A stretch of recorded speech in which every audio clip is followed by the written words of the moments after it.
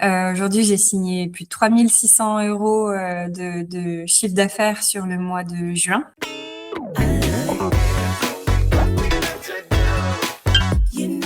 Aujourd'hui, on est là pour parler de ton parcours.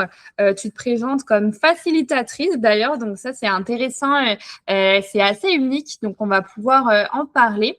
Tu t'es lancée avec nous et aujourd'hui, tu as développé ta clientèle, tes offres, tes différents projets. On va aussi parler de perfectionnisme parce que ça a été un sujet pour toi dans le coaching et je pense que d'autres personnes qui vont écouter cette interview vont s'identifier à toi. Donc, ça va être intéressant et on partagera aussi tes conseils pour réussir en tant que femme entrepreneur, bras droit ou facilitatrice. Donc, est-ce que pour commencer, tu peux te présenter, Caroline? Ouais. J'ai 35 ans. J'ai fait tout ce chemin jusqu'à il y a 8 mois dans le monde du salariat. Ouais. Sachant que j'ai commencé en alternance, j'étais toute jeune, sortie du bac. Donc, j'ai fait BTS, licence, master, management et pilotage d'entreprise.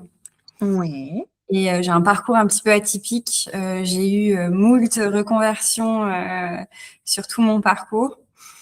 Pour donner un ordre d'idée, compta, monde du transport, agent immobilier. J'ai bossé aussi dans une asso, la Ligue pour la protection des oiseaux. Et j'ai terminé, et c'est là qu'on va beaucoup se concentrer, j'ai fait 7 ans dans un gros cabinet de courtage qui a eu une croissance exponentielle en 7 ans. On est passé de 30 à 70 collaborateurs.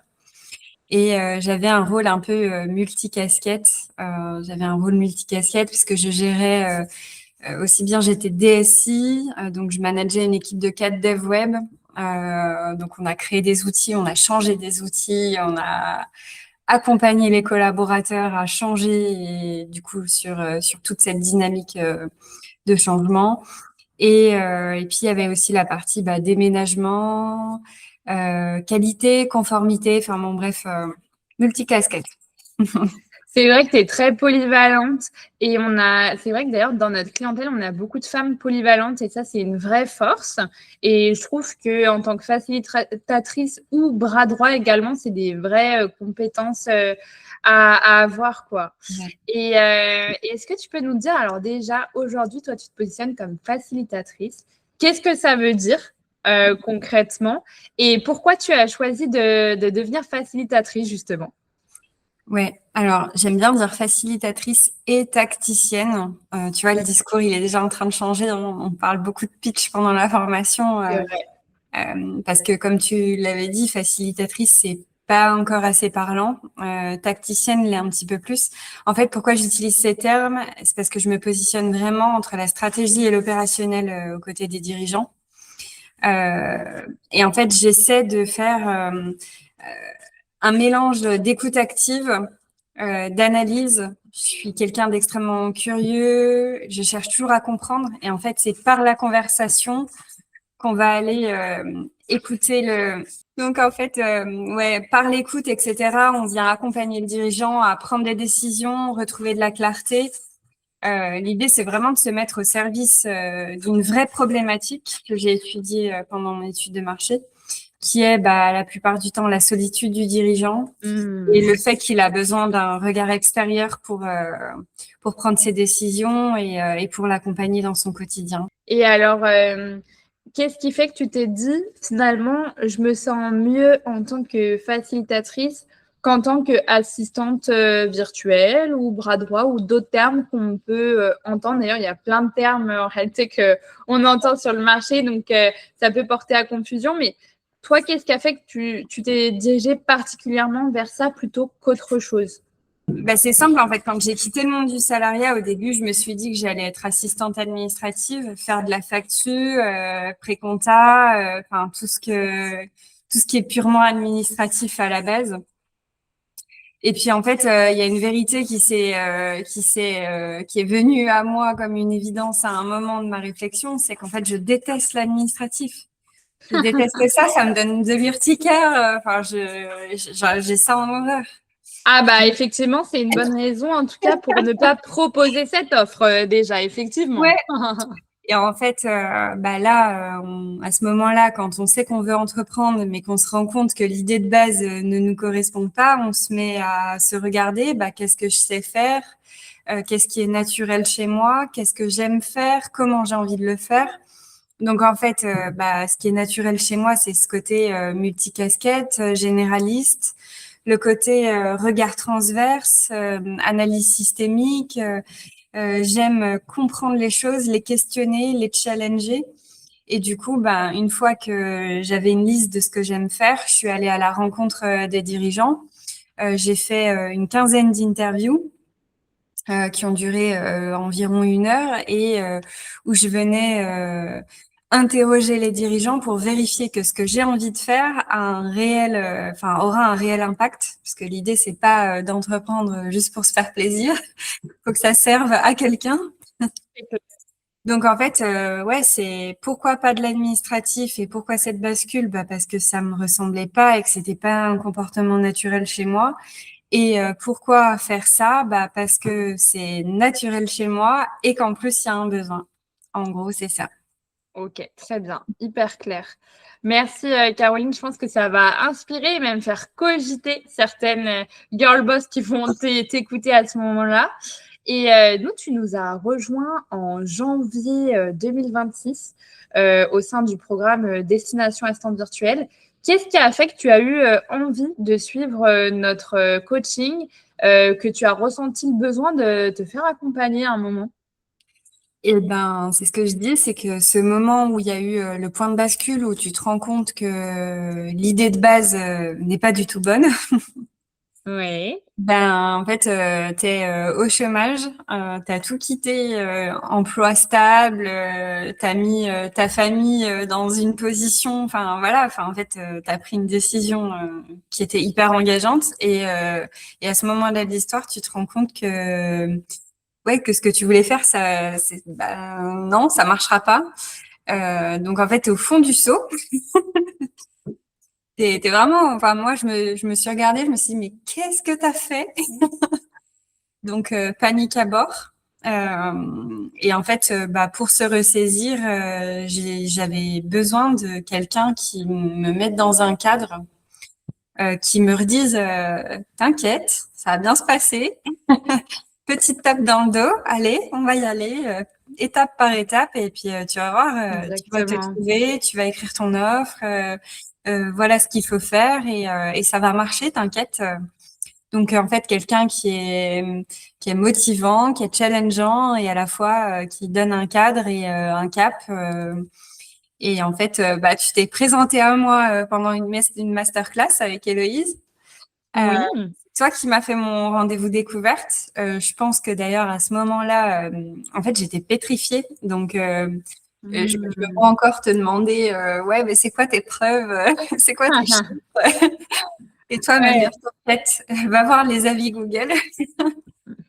Et, euh, et finalement, en fait, jackpot. C'est-à-dire que même si toi et moi, on se ressemble pas forcément, même si la formation, elle correspond finalement pas à la base à ce que je voulais faire, à ce que j'ai fait plutôt.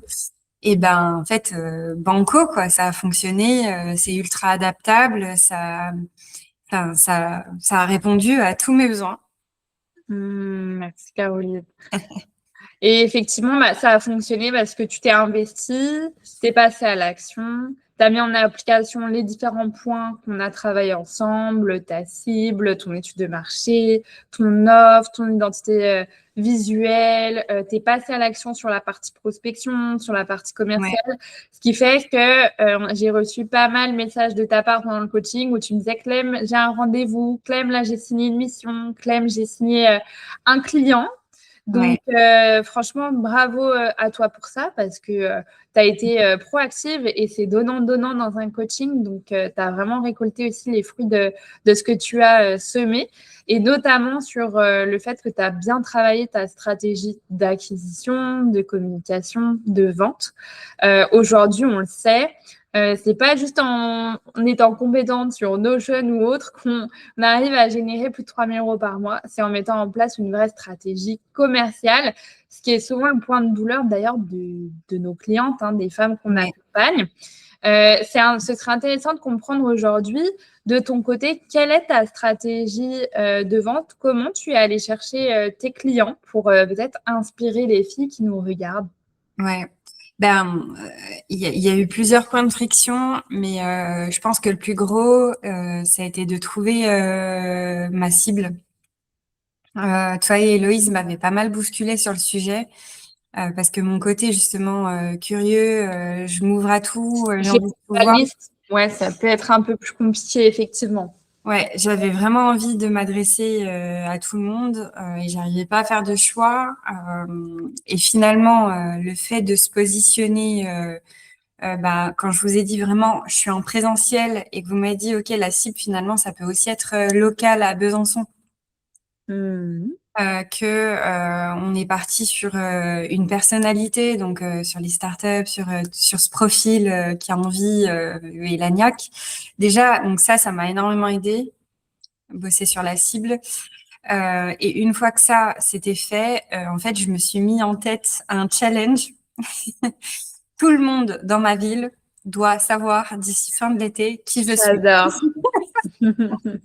Ça, c'est l'objectif. Voilà. Donc, en fait, je suis en train d'arroser LinkedIn puissance max.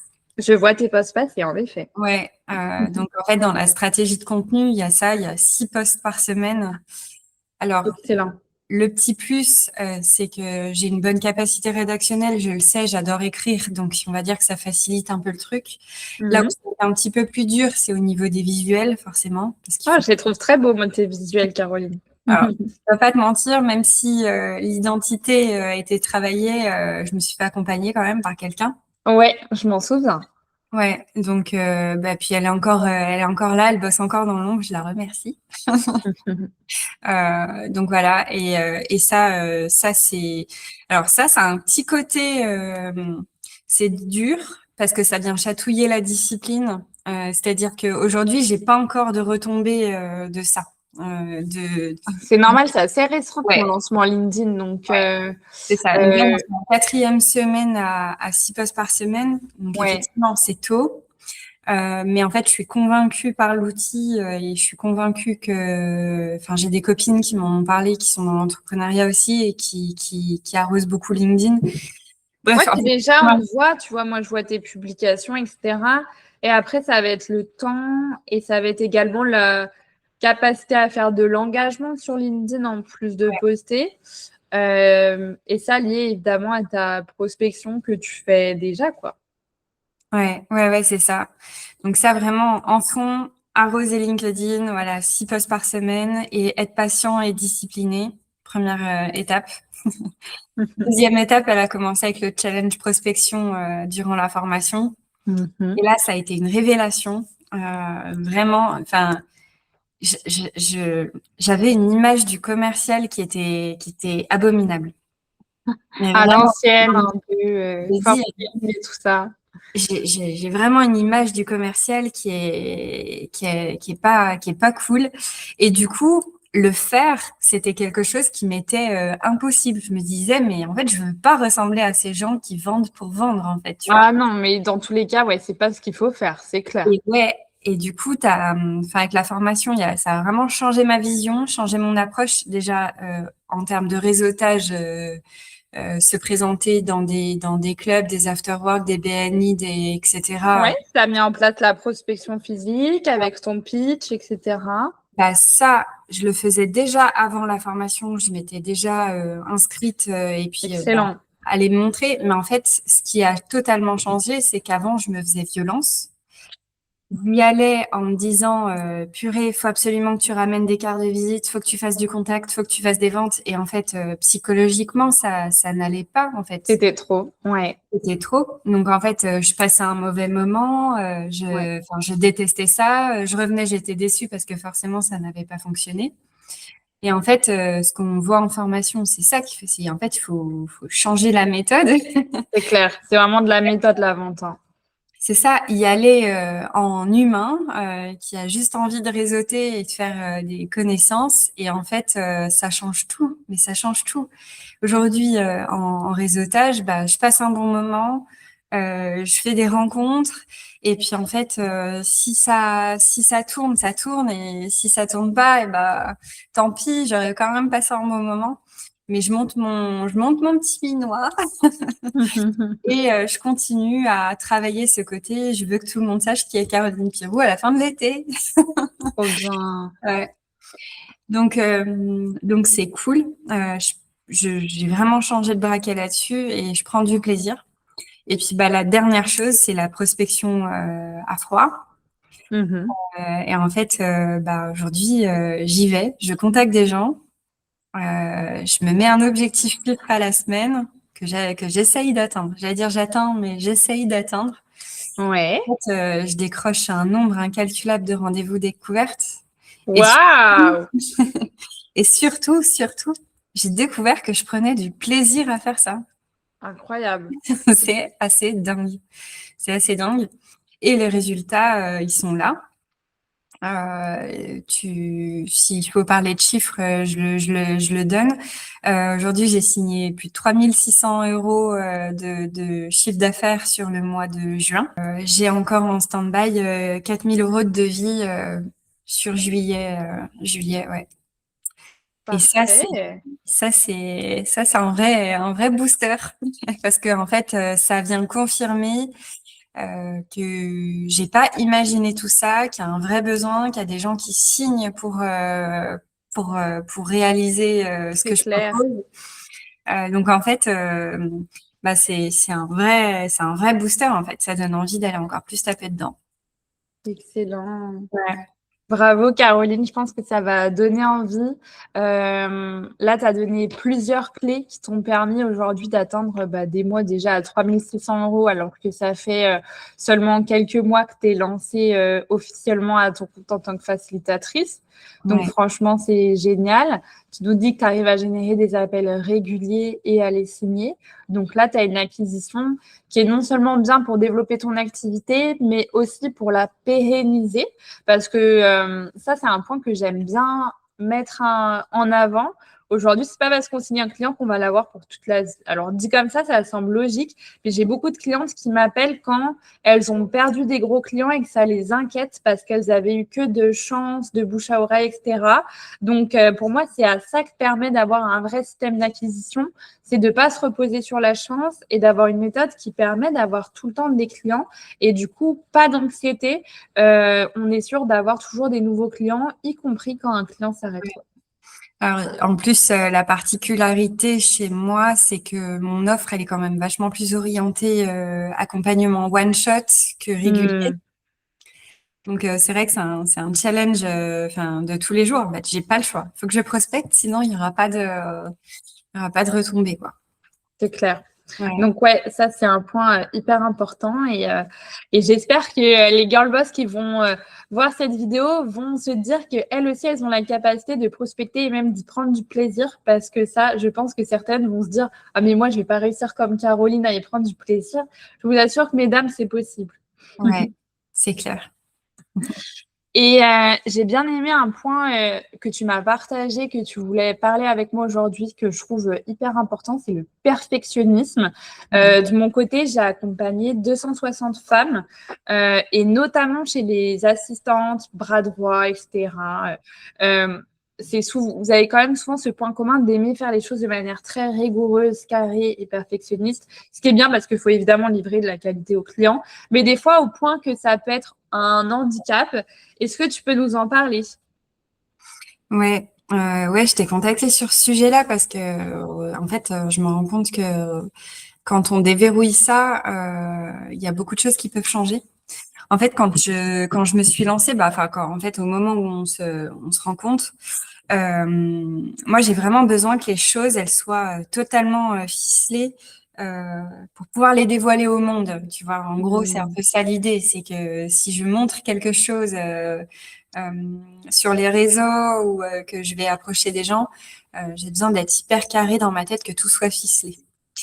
Et, Et je me rends compte aujourd'hui que c'est quand je suis stressée que ça arrive, ça. Parce qu'en fait, on en parle tout aujourd'hui, le syndrome de l'imposteur, la peur de pas avoir la légitimité, etc. Et en fait, ce côté perfectionniste, il va venir rassurer et caresser un peu cette légitimité en disant si c'est bon, t'es sûr de toi, tu peux y aller. C'est un vrai. En fait, quand on débloque ce besoin et qu'on se rend compte que c'est quand on se met en action que finalement les choses elles se déverrouillent. Ça change tout. Ça change tout parce qu'en fait on se rend compte que un petit pas après un petit pas, et ben vraiment ça remet en mouvement, ça éclaircit les choses. En fait, il y a ce côté quand tu veux que tout soit parfait, bah, ça grouille, c'est là, c'est flou, etc.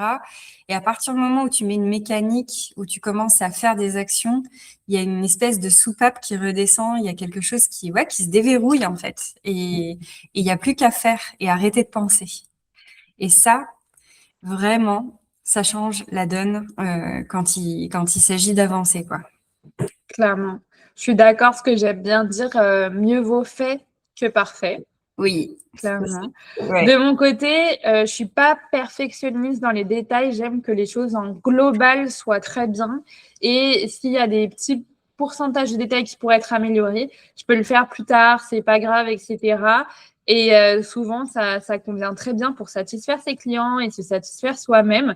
Et ça permet surtout de gagner du temps. Parfois même, le perfectionnisme, ça peut être une forme de procrastination active où on prend du temps sur des détails plutôt que de se mettre sur vraiment l'important, quoi. Ouais, exactement. Bah, c'est pareil, ça, quand tu as parlé de procrastination active durant la formation, vraiment, je me suis dit, mais c'est exactement ça que je fais, en fait. Je fais genre, je perfectionne, mais en fait, c'est juste une excuse que je me donne à moi-même pour pas y aller, en fait. Exactement. Ouais. Donc ça, je pense que ça va parler à beaucoup. Ouais. Et donc, tu nous as déjà partagé tes résultats qui, je pense, vont inspirer les filles. Donc, pour terminer, Caroline, est-ce que tu pourrais nous partager un conseil? Quel serait, toi, ton meilleur conseil, là, avec le recul, pour les femmes entrepreneurs, notamment les bras droits, assistantes, facilitatrices comme toi, qui nous écoutent, qui aimeraient faire décoller leur activité? Ouais, bah en fait, je vais revenir une nouvelle fois sur la partie commerciale, la prospection.